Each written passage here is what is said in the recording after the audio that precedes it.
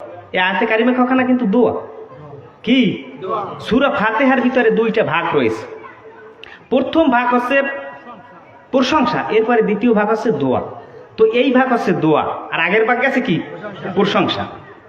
এরপরে গ্রামার এর দিক থেকে বিচার করলে সূরা ফাতিহাকে তিনটে ভাগ করা হয়েছে। একটা ভাগ হচ্ছে জুমলায় ফেলিয়া দ্বারা গঠিত, যারা আরবি বোঝেন জুমলায় ফেলিয়া দ্বারা। এই যে আমি তিনখানা আয়াতে কারিমা তেলাওয়াত করলাম, এগুলো হচ্ছে জুমলায় ফেলিয়া দ্বারা গঠিত। আর এর আগে যা গেছে জুমলায় ইসমিয়া দ্বারা গঠিত। বিশেষ্য পদের মাধ্যমে যেইটা শুরু হয় তার স্থায়িত্ব অনেক বেশি হয়, এজন্য প্রশংসামূলক যে বাক্যগুলো গেছে সেগুলো জুমলায় ইসমিয়া, তার স্থায়িত্ব বেশি, যেহেতু এই কথাগুলো আল্লাহ পাকের শানে ব্যবহৃত হয়েছে। আর এই পেশের যে দোয়া সাধারণত বান্দার শানে, বান্দা নিজের স্বার্থে করে, এজন্য এগুলো জুমলায় ফেলিয়া দ্বারা গঠিত হয়েছে, ক্রিয়াপদ দ্বারা শুরু হয়েছে। এরপরে মাঝখানে আরেকটা আয়াত থাকে, সেই আয়াতটা হচ্ছে ইয়াকা না'বুদু ওয়া ইয়াকা নাস্তাঈন।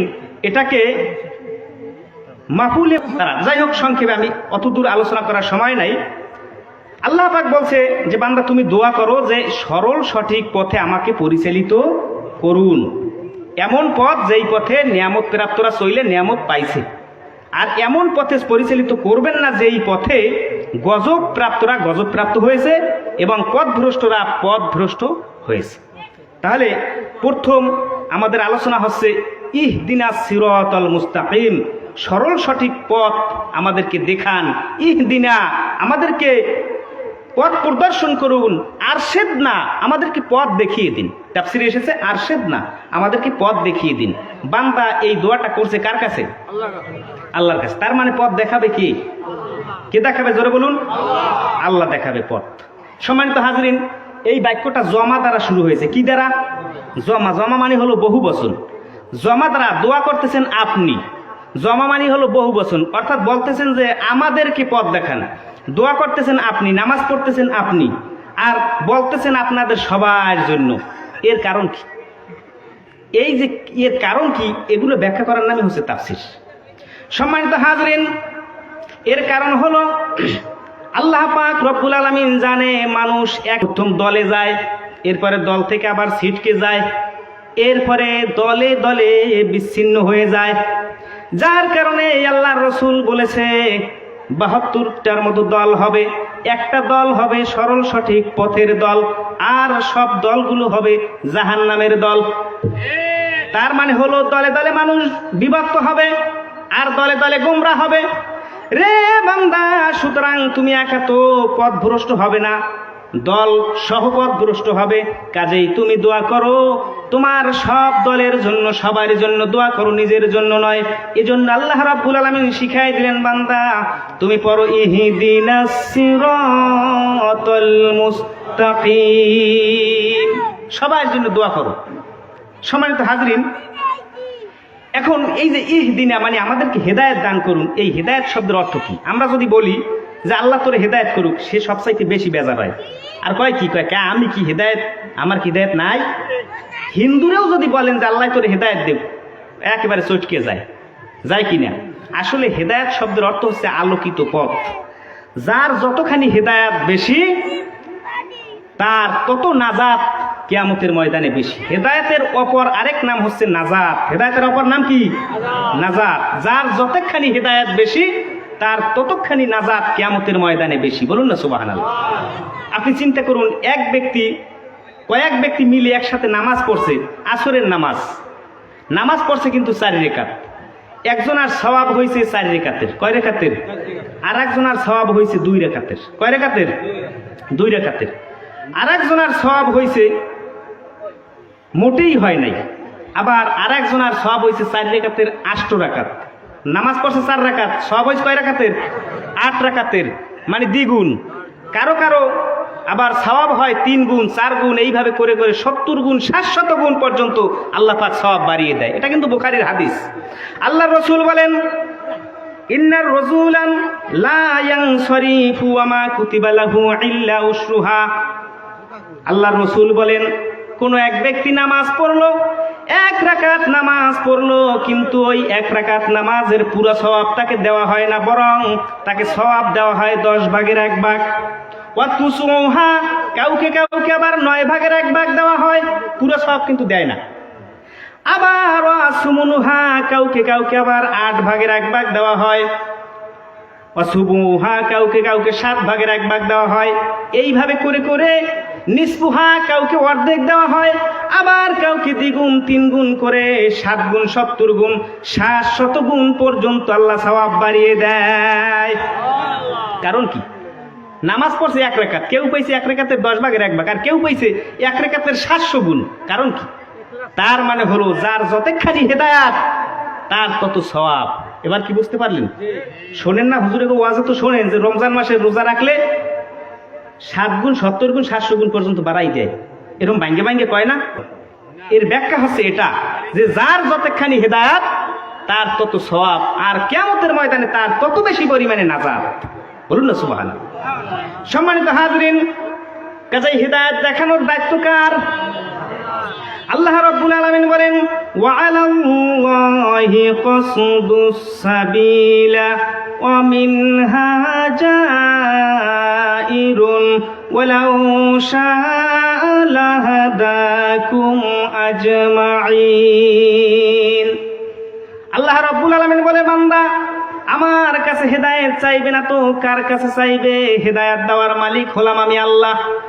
আল্লাহ বলেন, আমার কাছে অসংখ্য অগণিত পথ রয়েছে, অনেকগুলো রাস্তা রয়েছে। তার মানে রসুল যে 72টা রাস্তার কথা বলেছে, আল্লাহ বলেন আমার কাছে সেই অসংখ্য অগণিত রাস্তা রয়েছে।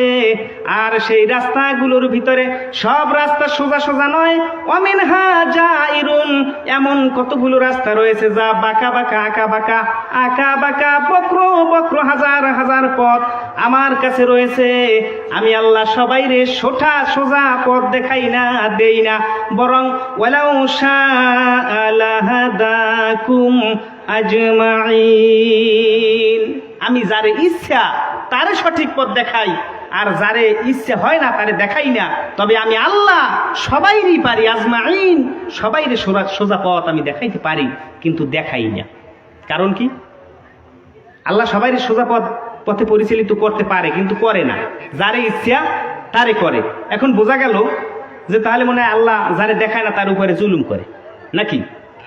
এর উত্তর আল্লাহ দিতে গিয়ে আবার অপর আয়াতের ভিতরে বলেন, আল্লাহ রাব্বুল আলামিন বলেন, ওয়াল্লাহু ইয়াদউ ইলা দারিস সালামি ওয়া ইয়াহদি মান ইয়াশাউ ইলা সিরাতিম মুস্তাকিম। বান্দারে আমার কারে আমি সোজা পথ দেখাই, শোন। আমি আল্লাহ রাব্বুল আলামিন সর্বপ্রথম ডাক দেই, আয় আয় আয়, কে আসবি আমার ইসলামের পথে? আইলা দারিস সালাম, কে আসবি? আয় আমার শান্তির দরজায় ঢুকে যা। শান্তির দরজায় যদি ঢুকতে পারো রে বান্দা, তাহলেই আমি আল্লাহ রাব্বুল আলামিন তোমাকে পথ দেখাই, ইলা সিরাতিম মুস্তাকিম, তাহলে আমি আল্লাহ সরল সঠিক পথ তোমাকে দেখাই দিই। বলুন না সুবহানাল্লাহ। তাহলে আল্লাহ সর্বপ্রথম কি করে? ডাক দেয়। কি করে? ডাক দেয়, ইয়াদউ ইলা দারিস সালাম, আয় আয়, এই যে সোজা পথ, তোরা হাঁট, আমি আল্লাহ সাথে আছি। সুবহানাল্লাহ। কিন্তু বান্দা যদি না হাঁটে তাহলে কি আর পথ দেখাই দিবে? আল্লাহ এত ঠেকছে? বান্দার হাঁটতে হবে, আল্লাহ প্রথম দেখাই দেবে, ঠিক কিনা? এরপরে বান্দা হাঁটবে, তখন আল্লাহ পাক রব্বুল আলামিন বলবে যে এখন আমি আছি সাথে। আপনি চিন্তা করুন, আপনার ঘরের কাজ দাঁড় করাইবেন, ঘর খিললেই কাজ দাঁড় করাইবেন, না আপনি ধরবেন না, আপনার মুঠ করে বসে থাকবেন। আপনি হইলেন সুবিজি, সবাই এসে ধরো, তোমরা কেউ ধরবে? এবার যদি সোনা গয়না দিয়ে দেয় কেউ থন, তারপরও ধরবে না। কারণ কি? আপনার নিজের স্বার্থে নিজের চেষ্টা নাই, এজন্য ওরা কেউ ধরবে না। আর যদি দেখে যে আপনি খুব চেষ্টা করতেছেন, আপ্রাণ চেষ্টা, পারেন না, তখন ওরা ধরবে, ঠিক কিনা? এরপর ওরা ধরবে। এজন্য আল্লাহ রাব্বুল আলামিন বলেন, বান্দা তোমাকে আমি চোখ দিয়েছি, চোখ দিয়ে চেষ্টা করো। যখন চোখ অক্ষম হয়ে যাবে তখন আমি আল্লাহ তোমাকে মারিফতের চোখ খুলে দিব। সুবহানাল্লাহ। তোমাকে আমি আল্লাহ কান দিয়েছি, কান দিয়ে চেষ্টা করো। যখন কান অক্ষম হয়ে যাবে আমি আল্লাহ তখন তোমাকে সবলতা দান করব। রে বান্দা, তোমাকে আমি হৃদয়ে দান করেছি, মাথা দান করেছি, মস্তিষ্ক দান করেছি, তুমি ওগুলো দ্বারা চেষ্টা করতে থাকো। যদি ওগুলো ব্যর্থ হয়ে যায় আমি আল্লাহ তখন তোমাকে সফলতা দান করব। আল্লাহ বলেন আলাম নাজআল লাহু আইনাইনি ওয়া লিসানান ওয়া শাফাতাইন ওয়া হাদাইনাহুন নাজদাইন। আল্লাহ বলেন বান্দা আলাম নাজআল লাহু আইনাইন, তোমার কি আমি চোখ দেই নাই? তারপরে এত অক্ষমের মতো পড়ে আছো কেন? পরনির্ভরশীল হয়ে কেন পড়ে আছো? আলাম নাজআল লাহু আইনাইন, প্রশ্নবোধক চিহ্ন করছে আল্লাহ, প্রশ্ন দিচ্ছে ধিক্কারের সাথে, রে বান্দা তোমার কি আমি চোখ দেই নাই? তুমি কি ভালো মন্দ দেখো না? এরপরে ওয়া লিসানান, তোমাকে কি জিহ্বা দেই নাই? এরপরে কি বলছে যে তোমাকে আমি কল্ব দিয়েছি, হৃদয় দিয়েছি, ওয়া হাদাইনাহুন নাজদাইন, পাশাপাশি আমি আল্লাহ তোমাকে দুইটা পথ দেখিয়ে দিয়েছি, যে এই ভালো পথ, এই খারাপ পথ, আসহাবুল ইয়ামিন ওয়া আসহাবুশ শিমাল, ডান পথ বাম পথ সব তোমারে দেখাই দিছি, বুঝাই দিছি। এর পরেও যদি তুমি বাম পথে হাঁটো তা আমার কিছু করার থাকবে না। কার কথা? আল্লাহ পাকের কথা। এজন্য আল্লাহ রাব্বুল আলামিন বলেন বান্দারে তুমি ডান পথে হাঁটার চেষ্টা করো। চোখ দিয়েছি আমি আল্লাহ, চোখ দ্বারা সঠিক পথ প্রদর্শন, সঠিক পথ খোঁজার চেষ্টা করো। মাথা দিয়েছি আল্লাহ, সঠিক পথ তুমি ভাবার চেষ্টা করো। আমি হৃদয় দিয়েছি, এই কোরআন ভাবার চেষ্টা করো। তারপরে আমার কাছে কোরআন খোলার পরে ফাস্তাইজ বিল্লাহ, শয়তানের ওয়াসওয়াসা থেকে আশ্রয় চাও। এরপরে বিসমিল্লাহির রহমানির রহিম বলে আমার কাছে ভরসা করো। রে বান্দা চেষ্টা করতে থাকো, একদিন না একদিন আমি আল্লাহ তোমাকে চেষ্টার সফলতা দান করব। আল্লাহ রাব্বুল আলামিন বলেন আমি যে তোমাকে শান্তির পথে ডাকলাম, সেই শান্তির পথে যদি আসতে পারো আর যদি নিজের চেষ্টার মাধ্যমে সেই পথে হাঁটতে পারো, তাহলে আল্লাহ পাক রব্বুল আলামিন বলেন আমি তাহলেই তোমাকে সফলতা দান করব, অন্যথায় সফলতা আসবে না। এবার আসুন, আল্লাহ ডাক দিয়েছে শান্তির পথে, চলে গেলাম শান্তির পথে, কিন্তু পথ তো সাধারণত একটু অন্ধকার থাকে। আর আমি একা যখন ওই পথে হাঁটবো তখন ওই পথ তো আমি চিনবো না, বুঝবও না, ঠিক কিনা? ওই পথ আমি চিনবও না, বুঝবও না। এজন্য আমার একজন সঙ্গীর প্রয়োজন কিনা? অপরিচিত পথে হাঁটতে একজন সঙ্গীর প্রয়োজন কিনা? এখন অন্ধকার হয়ে গেলে একটা টর্চের প্রয়োজন কিনা? এবার আল্লাহ রাব্বুল আলামিন এই প্রয়োজনটাও বুঝতে পারলেন। সুবহানাল্লাহ বলবেন। দেখেন আপনাকে আল্লাহ কোথা থেকে কোথায় নিয়ে আসছে, সব প্রয়োজন আপনার পূরণ করতেছে আল্লাহ। তারপরেও যদি আপনি বলেন যে আমি পারবো না, তাহলে আপনার দশা টাইট করবে কি করবে না? একটা কিন্তু বাজে 12টার আগে একটা বাজে যাইবে, কয় যাওয়াই একটা হইবে মরলে একটা, কয়টা? একটার আগে বাজে কয়টা? তা আপনি ওই একটার ভরসায় থাকবেন, এর আগে আপনার কাম 12টা। কথা কি বুঝছেন? একটার আগেই কিন্তু 12টা। আপনি যদি কোন যে যাওয়াই একটা হইবে, তা এর আগেই কিন্তু কাম 12টা। সম্মানিত হাজরিন, কারণ আল্লাহ সব পথ আপনার জন্য উন্মোচন করে দেয়, সব পথগুলো আপনার জন্য আল্লাহ খুলে দেয়। এখন আপনি সরল পথে, ওই যে ইলা দারিস সালাম শান্তির পথে হাঁটতে হলে আপনার একজন সঙ্গীর প্রয়োজন, আর একটা নূরের প্রয়োজন, টর্চের প্রয়োজন। এবার আল্লাহ রাব্বুল আলামিন সে কথা আবার কোরআনুল কারীমের ভিতরে রেকর্ড করে দিয়ে আল্লাহ বলেন কদ জাআকুম নূরুম মিনাল্লাহি নূরু ওয়া কিতাবুম মুবিন। আল্লাহ রাব্বুল আলামিন বলেন বান্দারে কদ জাআকুম মিনাল্লাহ, আমি আল্লাহর তরফ থেকে তোমার জন্য অবশ্যই আমি তোমার ওই পথ চলার জন্য একজন সঙ্গী এবং একজন নূর, আমার বিশ্বনবীকে টর্চ হিসেবে এনলাইটেন করার জন্য, পথকে আলোকিত করার জন্য আমার বিশ্বনবীকে দান করে দিলাম। আর চিরস্থায়ী সঙ্গীর জন্য আমার এই কোরআনুল কারীমকে তোমাদের জন্য দান করে দিলাম।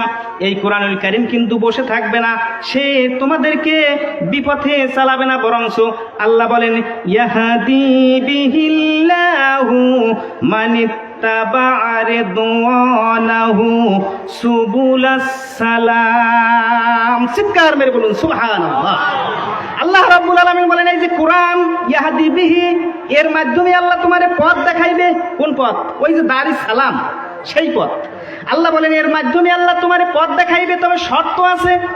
কি শর্ত? সেইটা বলে দিলেন আল্লাহ পাক, মান ইত্তাবা'a রিদওয়ানাহু, যেই ব্যক্তি আমি আল্লাহর খুশি চাই, আমি আল্লাহকে রেজামন্দি হাসিল করতে চাই, আমার সন্তুষ্টি চাই, কেবলমাত্র শুধুমাত্র এই বান্দাকেই আমার এই কোরআন পথ দেখাবে, অন্য কাউকে না। কোন পথ? পথ দেখাইবে কোনটা? এবার আল্লাহ রাব্বুল আলামিন বলেন সুবুলাস সালাম, ওই যে সেই শান্তির পথ, যেই শান্তির পথে আমি একটু আগে তোমাদেরকে ডাকছিলাম, তোমাদেরকে পথ প্রদর্শন করাইছিলাম এবং চলতে বলেছিলাম। এখন তোমরা তো আমার কাছে আরজি পেশ করেছো যে রব্বুল আলামিন আমাদের একজন সঙ্গী লাগবে, সাথী লাগবে, আর লাগবে একটা টর্চ। আমি টর্চ হিসেবে আমার বিশ্ব নবীকে প্রেরণ করলাম, আর সঙ্গী সাথী হিসেবে, পথ প্রদর্শক হিসেবে আমার এই কোরআনুল কারীমকে প্রেরণ করলাম। এই দুইটা তোমাদের সঙ্গী হিসেবে আমি আল্লাহ রাব্বুল আলামিন তোমাদেরকে দান করলাম। এখন তোমরা টর্চ দিয়ে কি করবা আর এই সঙ্গী সাথী দিয়ে কি করবা, সে কথা আল্লাহ আবার বলছে।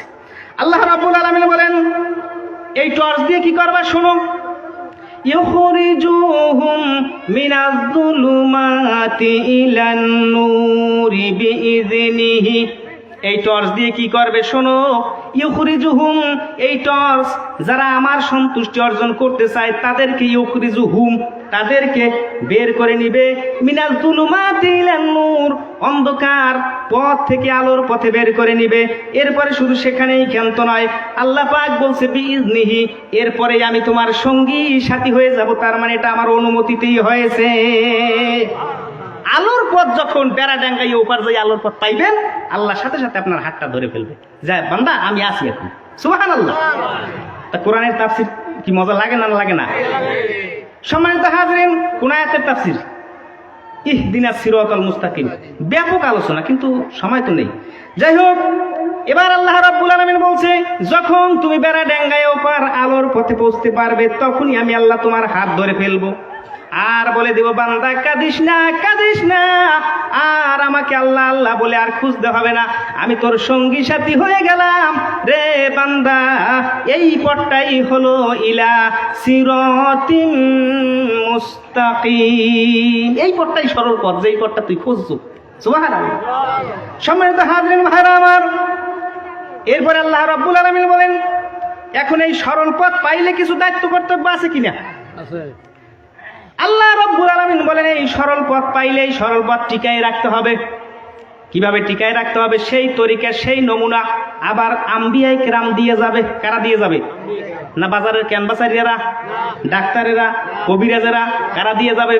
আল্লাহ রাব্বুল আলামিন বলেন লাকাদ বাআসনা ফি কুল্লি উম্মাতির রাসূলা আন ইবুদুল্লাহা ওয়াজতানিবুত তাগুত। রে বান্দা, কোরআন খুললে শয়তান ধরবে, বলছিলাম কিনা?